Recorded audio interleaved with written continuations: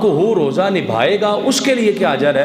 حضرت سیدنا ابو ہریرہ رضی اللہ تعالیٰ عنہ سے مروی ہے، نبی پاک صلی اللہ تعالیٰ علیہ وآلہ وسلم نے فرمایا روزہ دار کے لیے دو خوشیاں ہیں۔ حضور کون کون سی؟ فرمایا خوشی افطار کے وقت ہے کہ جب وہ سارا دن بھوکا پیاسا رہ کے افطاری کے ٹائم پہ پانی کا گھونٹ اس کے اندر جاتا نا تو اسے پانی کی قدر ہو جاتی ہے۔ وہ سارا دن بھوکا پیاسا جب کو کھانے کا نوالا اس کے اندر جاتا نا اسے پتہ چل جاتا کہ رب کی نعمتیں کتنی بڑی بڑی ہیں، اور کھانا اس کے سامنے پڑا ہوا ہے اور کھا نہیں رہا، کیوں بھائی؟ میرا روزہ ہے۔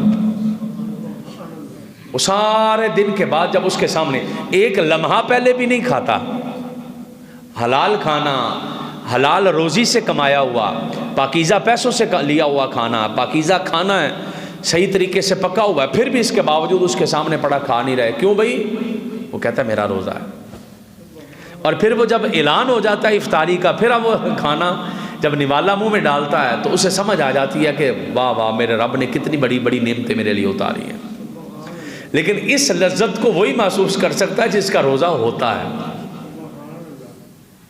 اس سکون کو بھی محسوس کر سکتا ہے جس کا روزہ ہوتا ہے، کہ جب وہ روزہ کھولتا ہے افطار کرتا تو سبحان اللہ اس کے اوپر کیسا اللہ پاک کی رحمت ہو جاتی ہے کہ بھوکا پیاسا جب کھانے کا نوالا اور پانی کا گھونٹ پیے گا۔ ایک تو یہ خوشی ہے، اور دوسری خوشی کون سی ہے؟